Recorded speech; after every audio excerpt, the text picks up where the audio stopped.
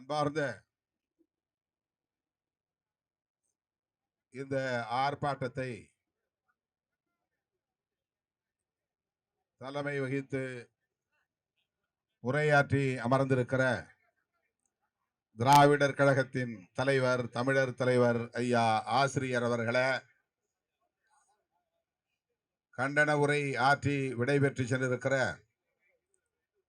திராவிட முன்னேற்ற கழகத்தின் முன்னணி பொறுப்பாளர் அண்ணன் மேனாள் நாடாளுமன்ற உறுப்பினர் TKS இளங்கோவன் அவர்களே, மேனாள் அமைச்சர் அண்ணன் PK சேகர்பாபு அவர்களே, மேனாள் சட்டமன்ற உறுப்பினர் விடுதலை சிறுத்தைகள் கட்சியின் மாநில பொருளாளர் தம்பி SS பாலாஜி அவர்களே, மறுமலர்ச்சி திராவிட முன்னேற்ற கழகத்தின் அரசியல் ஆய்வு மைய செயலாளர் ஆவடி அந்திரிதாஸ் அவர்களே, CPI தென் சென்னை மாவட்ட செயலாளர் தோழர் SK சிவா அவர்களே, CPM மைய சென்னை மாவட்ட செயலாளர் தோழர் G செல்வா அவர்களே, இந்திய யூனியன் முஸ்லீம் லீக்கின் தலைமை நிலைய செயலாளர் மேனாள் சட்டமன்ற தலைமை நிலைய செயலாளர் KM நிஜாமுதீன் அவர்களே, மனிதநேய மக்கள் கட்சி துணை பொதுச் செயலாளர் M யாக்கூப் அவர்களே, மனிதநேய ஜனநாயக கட்சியின் மாநில துணை செயலாளர் அரிமா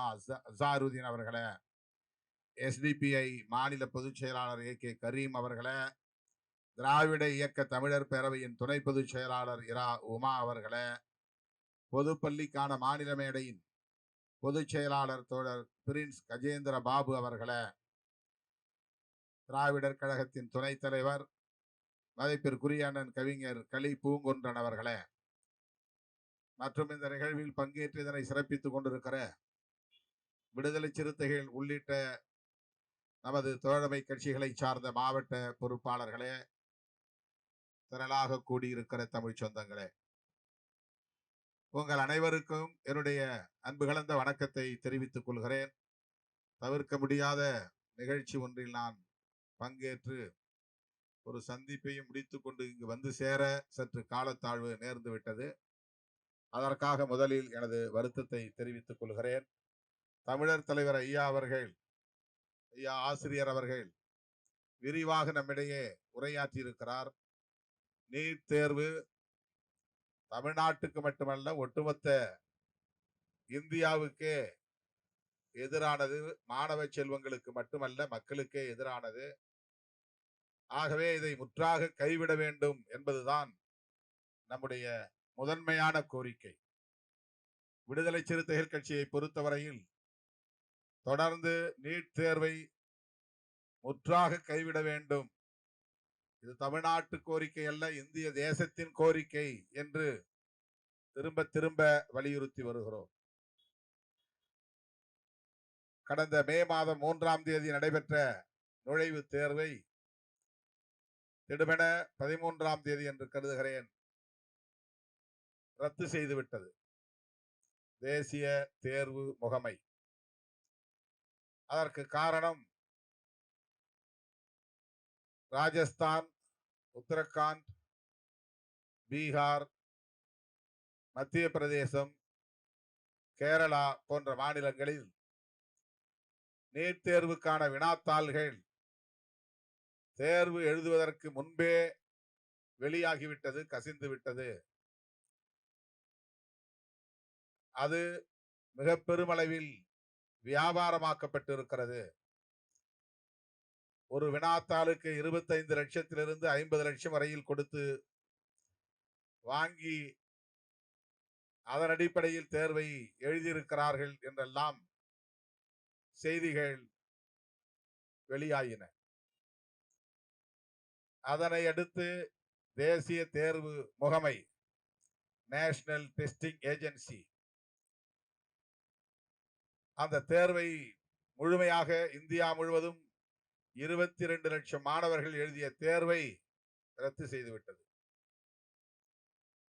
ஒரு சில மாநிலங்களில் ஒரு சில குழுவை சார்ந்தவர்கள் வினாத்தாள்களை பெற்று தேர்வை எழுதியிருக்கிறார்கள் என்பதற்காக 22 லட்சம் மாணவர்களையும் பழிவாங்குகிற வகையிலே, தண்டிக்கிற வகையிலே தேர்வை ரத்து செய்து விட்டார்கள். இப்போது மீண்டும் தேர்வு எழுதுவதற்கான தேதியை அறிவித்திருக்கிறார்கள். ஜூன் 21ஆம் தேதி என்று கருதுகிறேன். இது போன்ற முறைகேடுகள் நடக்கும் என்பதை முன்கூட்டியே நாம் சுட்டிக்காட்டியிருக்கிறோம். தமிழ்நாட்டில் அடுக்கடுக்கான பல போராட்டங்களை நாம் நடத்தியிருக்கிறோம். அரியலூர் மாவட்டத்தை சார்ந்த குழுமூர் கிராமத்தை சார்ந்த தங்கை அனிதா பள்ளி கல்வியில் 12ஆம் வகுப்பில் மிகப்பெரிய அளவிலே மதிப்பெண்களை பெற்ற ஒரு மாணவியாக இருந்தும் நீட் தேர்விலே அவரால் வெற்றி கொள்ள முடியவில்லை, தேர்ச்சி பெற முடியவில்லை. அதனால் மனமுடைந்து அவர் தன்னைத்தானே மாய்த்துக் கொள்ளும் நிலைக்கு, மன அழுத்தத்திற்கு ஆளானார். நாடே திரும்பி பார்க்கக்கூடிய வகையில் அந்த துயரம் நடந்தேறியது. அனிதாவை இன்றைக்கும் நாம் நினைவு கூர்ந்து வருகிறோம். அனிதாவை தொடர்ந்து பலர் அப்படி தன்னைத்தானே மாய்த்துக் கொண்டார்கள். தமிழ்நாட்டில் மட்டுமல்ல, பிற மாநிலங்களிலும் அது நடந்தது. ஆனால் தமிழ்நாட்டு ஊடகங்களில் அந்த செய்தி பெரிய அளவிலே இடம்பெறவில்லை. ஆக நீட் தேர்வு 11ஆம் வகுப்பு 12ஆம் வகுப்பு பாடத்திட்டங்களுக்கு எந்த முக்கியத்துவத்தையும் அளிக்கவில்லை. 11ஆம் வகுப்பு மாணவர்கள் 11ஆம் வகுப்பு பாடங்களை படிக்காமலேயே, 12ஆம் வகுப்பு பாடங்களை படிக்காமலேயே தனியார் பயிற்சி நிறுவனங்களுக்கு போய் லட்சக்கணக்கிலே பணம் கட்டி அவர்கள் தருகிற வினாக்களை கொண்டு அந்த வினாக்களுக்கான விடைகளை தேடுகிற வகையில் பயிற்சி கல்விதான் பெற்றார்கள். பாடத்திட்ட கல்வியை பெறவில்லை. சிலபஸ் கிடையாது. ஆக கோச்சிங் சென்டர் தான் முக்கியத்துவம் பெற்றது. சிபிஎஸ்இ பாடத்திட்டமோ அல்லது ஸ்டேட் போர்டு பாடத்திட்டமோ 11ஆம் வகுப்பு 12ஆம் வகுப்பு பாடத்திட்டங்களுக்கு மதிப்பில்லை. அந்த பொது தேர்விலே அவர்கள் பெறுகிற மதிப்பெண்களுக்கு மதிப்பில்லை. 1200க்கு 1150 வரையில் எடுத்தாலும் அதற்கு மதிப்பில்லை. அந்த அளவுக்கு நீட் தேர்வு 12ஆம் வகுப்பு பொது தேர்வை மதிப்பில்லாததாக மாற்றிவிட்டது. ஏராளமான பள்ளிகளில் 11ஆம் வகுப்பை பாடத்தை நடத்தாமலேயே 12ஆம் வகுப்பு பாடத்தை நடத்த தொடங்கினார்கள். 2 ஆண்டுகளுக்கு 12ஆம் வகுப்பு பாடம். அப்போதெல்லாம் நீட் கோச்சிங் சென்டர் வராமல் இருந்தது. நீட் தேர்வுக்கான பயிற்சி என்கிற முறையிலே பாட வகுப்புகளை நடத்த தொடங்கினார்கள். இது இந்தியா முழுவதும் ஒரு மனநோய் போல மாணவ செல்வங்களிடம் பரவிவிட்டது. இன்றைக்கு இந்தியாவிலேயே நீட் தேர்வுக்கான பயிற்சி நிறுவனங்கள் அதிகம் இருக்கிற மாநிலம் ராஜஸ்தான். அதிலும் அங்கே உள்ள கோட்டா என்கிற ஒரு நகரம். தெருவுக்கு தெரு நீட் தேர்வு பயிற்சி நிறுவனங்கள் உருவாகிவிட்டன. இன்றைக்கு தமிழகத்திலும் அப்படி ஏராளமான கோச்சிங் சென்டர்ஸ், பயிற்சி நிறுவனங்கள் உருவாகி இருக்கின்றன. ஆக ஒட்டுமொத்தத்தில் வணிக நிறுவனங்களாக மாறிவிட்டன. மாணவ செல்வங்கள் கல்வியை கற்றுக்கொள்ள வேண்டும் என்பதை விட வினாக்களுக்கு விடை எழுதுகிற பயிற்சியை பெற்றுக்கொள்ள வேண்டும். அது ஒரு பயிற்சி முறையாகத்தான் இருந்தது. அது ஒரு கற்றல் முறையாக இல்லை. அது ஒரு எஜுகேட்டிவ் ப்ராசஸ் ஆக இல்லை. வெறுமன கோச்சிங் ப்ராசஸ் ஆகத்தான் இருந்தது. அப்படி இந்தியா முழுவதும் மருத்துவ கல்வி உள்ளிட்ட எம்பிபிஎஸ் உள்ளிட்ட இளநிலை மருத்துவ படிப்புகளுக்கு பயிற்சி நிறுவனங்களை நாடினால் போதும், வசதி உள்ளவர்களால் மட்டும்தான் முடியும் என்கிற நிலைக்கு மாற்றிவிட்டார்கள். இது ஒரு பாதிப்பு. இந்த நீட் தேர்வை எதற்காக கொண்டு வந்தார்கள் என்று கேட்டபோது, தனியார் மருத்துவ கல்வி நிறுவனங்கள் எல்லாம் மாணவர்களிடத்தில் டொனேஷன் என்கிற பெயரால் கோடிக்கணக்கிலே வசூலிக்கிறார்கள், இதை தடுப்பதற்காகத்தான் செய்கிறோம் என்று சொன்னார்கள். ஆனால் இன்றைக்கு என்ன நிலை என்றால், தனியார் மருத்துவ கல்வி நிறுவனங்களுக்கான கட்டணத்தை சட்டப்பூர்வமாக ஆக்கி அதே அளவுக்கான தொகையை டொனேஷன் செலுத்தினால் எவ்வளவு வருமோ அதே அளவுக்கான தொகையை கட்டணமாக வசூலிக்கிற நிலையை உருவாக்கி இருக்கிறார்கள். நீட் தேர்வின் மூலம் எளிய மக்கள் கல்வி பெற முடியுமா என்றால் இல்லை. தேர்ச்சி பெற்றாலும் கூட அவர்கள் அரசு நிர்ணயிக்கிற கட்டணத்தை செலுத்த முடியாத அளவுக்கு தனியார் கல்வி நிறுவனங்களுக்கு கட்டண வரையறையை முடிவு செய்திருக்கிறார்கள். ஆகவே இந்த நீட் தேர்வால் தனியார் கல்வி நிறுவனங்களின் கொள்ளையை தடுக்க முடியவில்லை என்பதுதான் யதார்த்தமான உண்மை. அரசு கல்வி நிறுவனங்களில் மிக குறைந்த கட்டணம், அது மிகவும் உயர்ந்த தரத்தை, அதாவது டாப் ரேங்க், அந்த அளவுக்கான இடத்திற்கு வருகிற மாணவர்களால் முடியும். அது கோச்சிங் சென்டரிலே படிக்கிற மாணவர்களால் தான் முடியும். அதுவும் இதுபோல வினாத்தாள்களை லட்சக்கணக்கிலே கொடுத்து வினாத்தாள்களை தேர்வுக்கு முன்னரே வாங்கி படிக்கிறவர்களால் தான் முடியும். இப்படி ஒரு நிலையை ஏற்படுத்தியது நீட் தேர்வு முகமை. நேஷனல் டெஸ்டிங் ஏஜென்சி மூலமாக இந்திய அரசு இந்த ஒரு சூழலை உருவாக்கியது. இங்கே நம்முடைய ஆசிரியர் உள்ளிட்ட தலைவர்கள் வலியுறுத்தி இருக்கிற முக்கியமான கருத்து, கல்வி அதிகாரம் தொடர்பாக அரசமைப்பு சட்டம் என்ன வரையறையை தந்திருக்கின்றனவோ வரையறைகளை, அந்த வரையறைகளை மீறுகிற வகையில் இந்திய ஒன்றிய அரசு தான் தோன்றித்தனமாக மாநில அதிகாரங்களில் தலையீடு செய்கிறது. அதனால் இது அன்கான்ஸ்டிடியூஷனல் என்பதை இங்கு எடுத்துரைத்தார்கள். அரசமைப்பு சட்டத்திற்கே எதிரானது.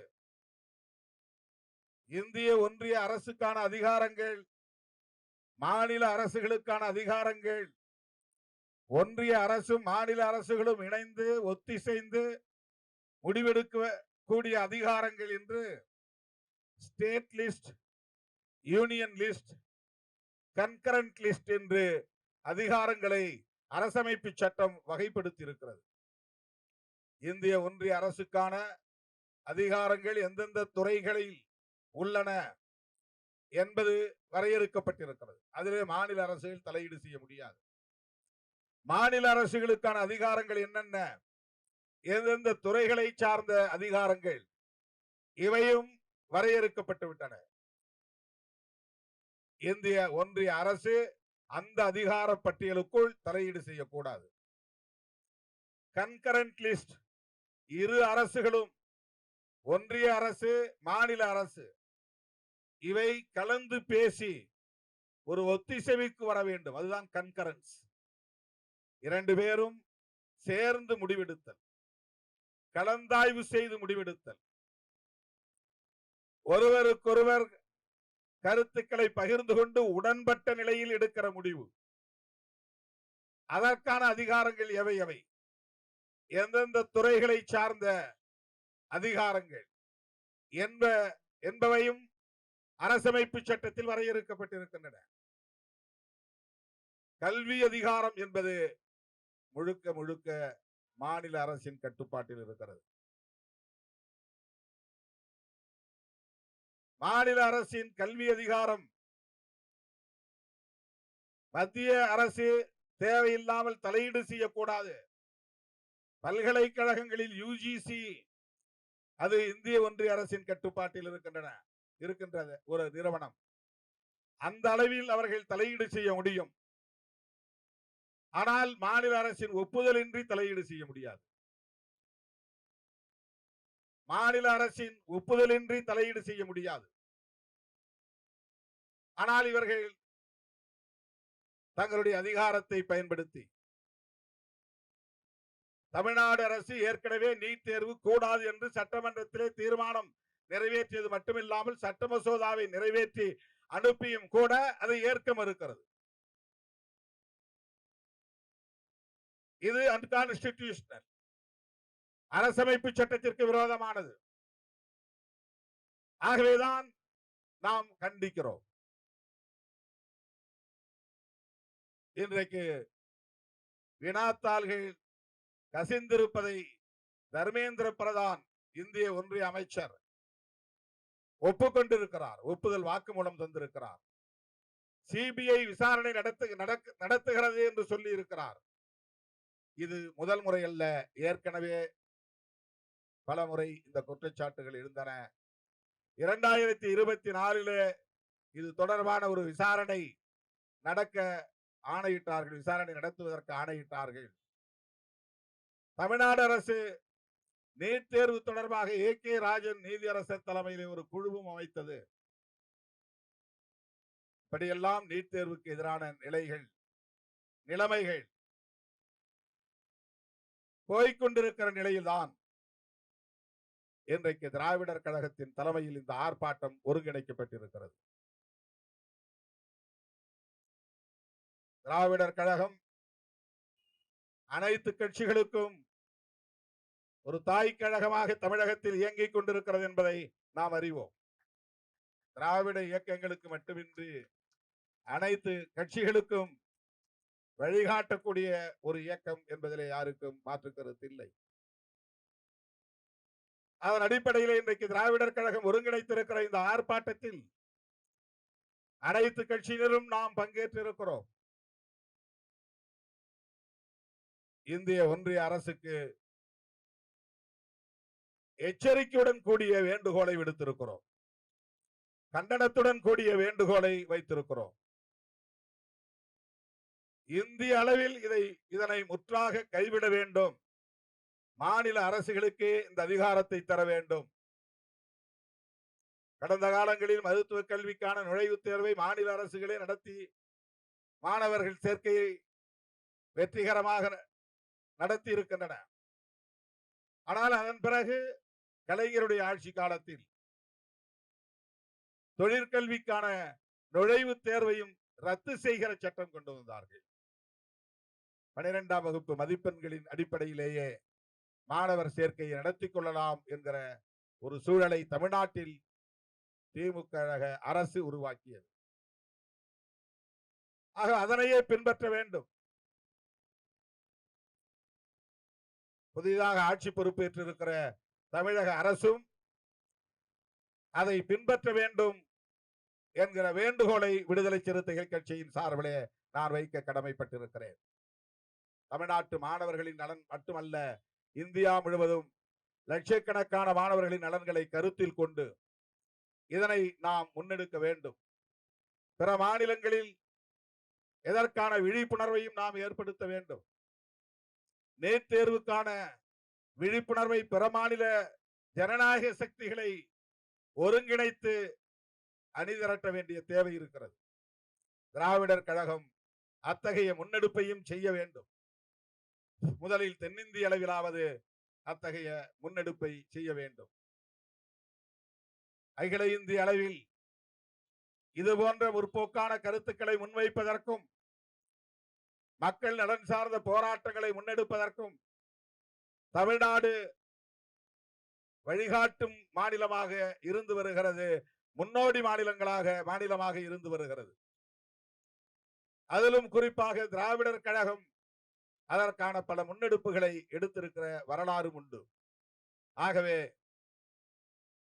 நீட் தேர்வை இந்திய அளவில் முற்றாக கைவிட வேண்டும் என்று வலியுறுத்தக்கூடிய வகையில் தென்னிந்திய மாநிலங்களை ஒருங்கிணைப்பதற்கான முன்முயற்சியை திராவிடர் கழகம் மேற்கொள்ளுமானால் விடுதலை சிறுத்தைகள் உற்ற துணையாக இருப்போம் என்பதை இந்த நேரத்திலே சொல்லி, விலைவாசி உயர்வை, பெட்ரோல் டீசல் விலைவாசி உயர்வை இந்திய ஒன்றிய அரசு நிபந்தனையற்ற முறையில் உடனடியாக திரும்ப பெற வேண்டும் எனவும், இந்த சந்தர்ப்பத்தை பயன்படுத்தி வேண்டுகோள் விடுத்து வாய்ப்புக்கு நன்றி கூறி முடிக்கிறேன். நன்றி, வணக்கம்.